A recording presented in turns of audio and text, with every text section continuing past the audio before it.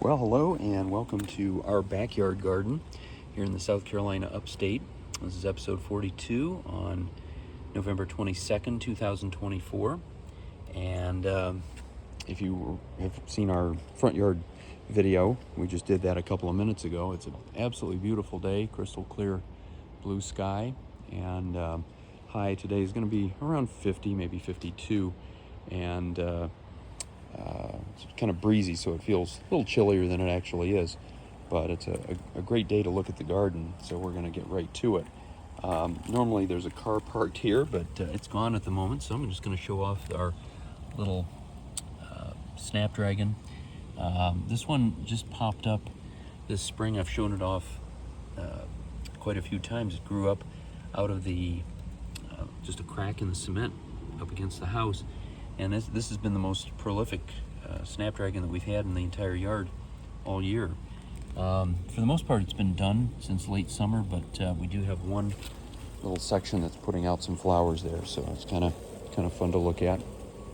And then down through here, this area is all pretty much finished up. These are all irises through here. We'll see those again in about 3 or 4 months when they bloom. We're also going to have to do a lot of work in the meantime because our hollies that we took out years ago are trying to come back. If you leave any section of roots, they will come back. Same thing with canna. These things are real pests. So if you're looking at putting in a holly or a canna, beware, because they can be a real pain in the neck. Back in here, these are all cleome that are long since finished up, but I will show you a few cleome that are still going. These are also ones that will grow just about anywhere, and a lot of them have come up in between bricks here on our fire pit. Still blooming. The ones that came up earlier in the season are done. There's really nothing to see on those. They're just basically dead with some seed pods. Probably could take these out at this point. I think the seed pods are all gone. But ones that got seeded later in the year, they're still just coming up now. So if it wasn't for the frost, these could probably continue to bloom for quite a while. Same thing here. This one is just getting started now with its blooms. So if you want something that's going to bloom all year long, that's a good choice. Something else that's worth mentioning, I was talking about it in the front yard. We had our yard aerated and overseeded back in October, and now about 6 or 7 weeks later, you can see how green it is. There's a lot of fresh new grass growing. We've had a lot of trouble with weeds and so forth in our backyard for a long time, so we've really tried to hit that aggressively this year, and so far it seems to be doing well. I think we should have a much nicer backyard next year, I should say. Now, coming back over here, it's not a lot to see. We have a few things that are still going. Most of the zinnias in our yard are done. In fact, I pulled a lot of them out from the front yard, but we still have some of the shorter ones blooming. I don't see any new buds, so this will be the last of these for the year. Also have a petite knockout rose here, giving us a few flowers. Not doing terribly well. We have one in the front yard that's doing much better. And then this celosia here, a friend gave this to us, and I don't know that this is a fall plant or fall flower, but it has really taken off. In fact, it's really kind of blooming at its peak right now, despite the fact that it's mid-November. Technically, it's even late November. A couple other things down this way that are worthy of looking at. These azaleas, different breed than we have in the front. We have 6 of these. They're all the darker purple. We have some light pink ones in the front yard that are doing really well. But these have been blooming now for about 6 to 8 weeks. They started back in early October, maybe even in September, and they're doing extremely well. Despite the shorter days and the cooler temperatures. I suspect once we get our first frost, whenever that comes around, those will be finished up. I've learned something about impatiens too this year. I always assumed that impatiens would just keep growing until we had the first frost, but we have not yet had our first frost.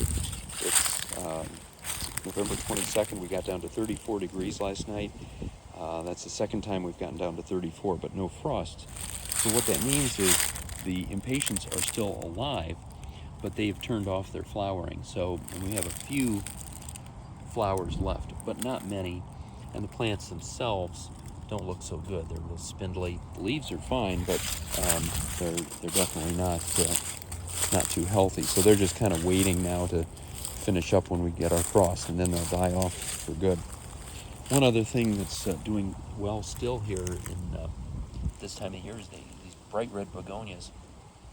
We got some of the more traditional pink ones and then these red ones. The pink ones never really did very well here, but this group of red ones in this area have been blooming now for about 5 or 6 months, and you can see them from the house because they're so bright, and they've been a really nice addition to the yard. Now, back here, hostas just kind of finishing up. They'll come back in the spring. We have what's left of a little wisteria over there against the fence. I don't know if that'll come back next year or not.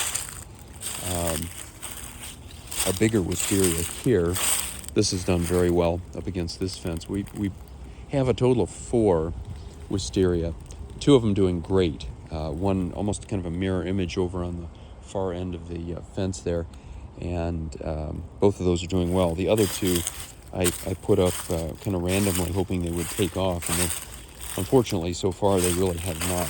They're both kind of struggling. Now back in here, not a lot to show off. Some vinca still giving us some greenery. Same thing with these daisies, but the flowers are long gone. We do have this big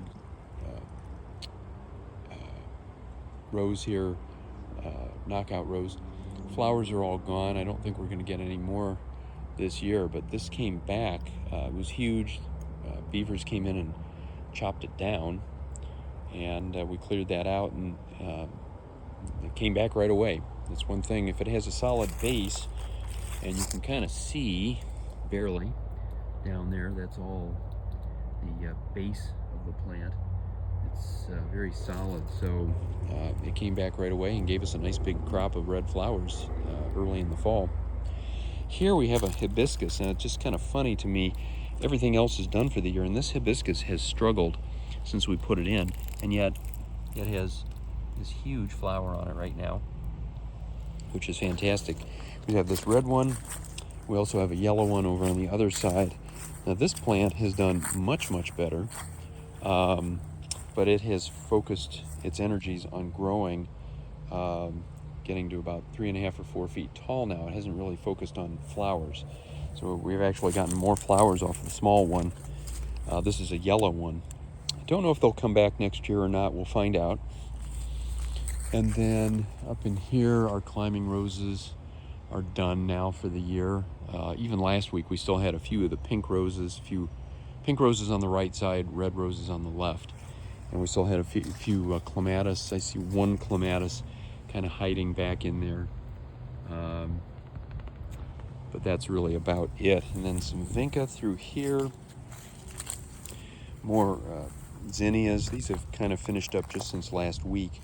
So these will need to be pulled out at some point. Even our tea roses are pretty well done for the year. So not a lot going on at this point. But here we have another one of these celosia like we showed off before. And this is absolutely beautiful. It's such a pretty little flower. I don't know if this will come back. I don't know if it'll bloom next year or get bigger, but we'll if not, we'll seek one of those out again because it's done very well. A couple marigold flowers left, but not much here. We have a lot of marigolds up on our deck, and we'll see that at the end. And then over here, strangely enough, we still have some clematis blooming. Kind of an odd late bloomer. Been trying to train it up onto the fence. It looks like it's finally working its way up there. And then we have a little, I'm going to say, it was a knockout rose at one point, something, whether it was a deer or beavers or something else, ate it down to the ground, even below ground. Kind of thinkingly we killed it off last year, but it's come back in a small way. Same thing with this white knockout, giving us a couple flowers here and there. Not a whole lot to show for what we have, but better than nothing, I think. This is our other wisteria. It's lost most of its leaves. This will come back pretty strongly next year, I do believe. Huge trunk here. So, this is another thing that's hard to kill off. They have a tendency to just take over an area. The one thing I do need to do later on, probably in the late winter, early spring, is kind of chop them back a bit. They have kind of taken over part of our weeping cherry to some extent. I don't want them to kill that off or change its growth trajectory, so we'll work on that. Down in here in the terrace, not much to show off. Canna all finished. Pretty much everything is finished up. We're going to need to do a lot of work here next year to clean things up and get rid of a lot of parasitic things like these canna. They just have a way of spreading in everywhere. This particular area is supposed to be primarily irises and daylilies and black-eyed Susans, so that we have kind of a nice swath of color from March through the end of probably the end of August or into September. But right now there's so many weeds in here that we're going to have to do a lot of work come spring to clear this out. And I really haven't done any cleaning down in this area in the stones since we had the hurricane, which is now about 7 or 8 weeks ago. We still have the high water mark here. The debris came up to right below the top railroad tie there, highest it's ever been, about 3-4 feet above baseline. And this log washed in. I've just got to get rid of all that stuff, but I think I'll wait until spring to do that. And just kind of show off real quickly our pond. I don't come down here all that often, but we've kind of gotten to the point now where most of our fall color is gone. We had a big series of rainy days about a week ago, and that got rid of a lot of the color that we had. But it was really nice, as it usually is. Almost every fall is really pretty. And one of the things that I also tend to see sometimes here in the mornings, depending on the angle of the sun, is the sparkles on the water. Especially on a breezy day like this, it's really pretty. Kind of looks like the water is moving a lot of the time, like we have a river here instead of a pond. This is basically just an old farm pond that was here from probably 100 years ago. The farmer dammed it up, and there's a little tiny stream that feeds it coming up from the far end down there, and on the other side there's a hospital, so they're the owners of it. Unfortunately, with the hurricane, you can see where a number of trees fell down into the pond, and they're not making any effort to clear those out. So I don't know how that'll affect the pond long term, but time will tell. But the water's very clear here for the most part. Sometimes it'll get kind of mucky with algae in the middle of the summer, but now that it's cooled down, you can see the bottom, and everything's looking really nice. So just thought I'd show that off, since we normally have a full slate talking about the garden, but with the garden being pretty much finished up or close to it, just talking about some other things like grass and the pond and so forth.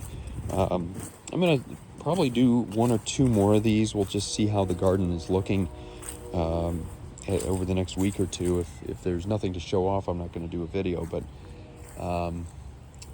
up in here, not a whole lot. A few vinca flowers left, but we've got strawberries back in there. We've had a few marigolds still blooming, but not to any great extent. A couple little tomatoes still hanging out. This year was not good for our tomatoes. We've had hundreds of them in the past, and this year really had very few for some reason. The tomato plants themselves look fairly healthy here. They haven't spread out like they did in the past. I'm not sure what the difference is. I don't know if it's just the heat or what exactly. Now I showed off a couple of these climbing roses down below, and they were finished up. These are still, I won't say they're fully in bloom, but they still have a few little stragglers that are really pretty to look at. This one single plant is so big, it takes up, it's about 10 feet high, well up onto the railing there from our stairs. And then over here, a couple zinnia flowers that are left, but they're not, they're just sort of hanging on. I wouldn't say that they're actively in bloom. Some more tomatoes over here, but they haven't really done a whole lot in terms of putting out fruit. And real quickly, I'm going to come up here, show off our the few things that are still blooming up on the porch, or on the deck, I should say. We have a few morning glories. I think they're done for the day, but we're still getting the occasional flowers, nice big blue morning glories. I think there are any over here. No, they're done for the day. We have a lot of marigolds, still some vinca. The ones up here are doing better than the ones down in the yard. I think they're maybe a little bit more protected from the cold. We have some geraniums and petunias here in this bed. We put these in May. They've been doing really well. More marigolds here. Some of them are looking a little sour, but it's that time of year. You kind of expect that. The fact that they're blooming at all is amazing to me. We have a number of different types. Some that are just solid yellow, some that are a mix of yellow and orange, and then some that are more the dark orange. And then on the inside here, I'll show off real quickly, our begonia, which really has struggled. Earlier in the year, our cats had a tendency to come up and lay down in the pot, and it broke off quite a few segments of the plant. But now, as the year has progressed, it's come back beautifully. It's kind of a fire yellow, just absolutely beautiful. I think this is the prettiest begonia that we've ever had, and I'm glad to see that it's come back to this extent. But unfortunately, it'll probably finish up as soon as we get our first frost in another week or two. But I'm trying to enjoy it while we can. Also, some creeping jenny over here. These are still hanging on and doing pretty well. It's a nice draping plant that drapes over the side of a pot and down onto the ground, which is really neat. One last thing that I'm going to show off is, well, I can't do it because the door's locked. I was going to show off our lemons. They look about the same as last week. I brought the 2 lemon trees into the house because it was getting so cold last night. But they do have some fruit on them, and they're growing ever so slowly. I think at the rate they're going, it's going to take about 3 months before they actually ripen. But they're fun to watch, and as I say, they look about the same as they did last year. So I don't think we're missing anything. We can catch those next week. But standing back here, you can see how green the lawn is, and I think this is a real testament to how mild this fall has been so far. As of today, we're 2/3 of the way through fall, and yet still a lot of green and green grass, green leaves. Certainly some that have fallen off, but this is about as nice as fall can be. So especially when we look back to where we came from in Ohio. For any of you that are into sports, the Cleveland Browns played last night in Cleveland, and they played in a total snowstorm. And miracle of miracles, they actually won a game. It's hard to believe, but the weather down here is so much different. Last year we didn't even get a flake of snow. Who knows what we'll get this year? You never know. You can get sometimes a couple of flurries and nothing else. Sometimes you'll actually get a snowstorm. We've had a couple, one that dumped 5 inches, one that dumped 8 inches a few years ago, but they're few and far between. Well, anyway, I hope it's sunny wherever you are, and until next time, happy gardening.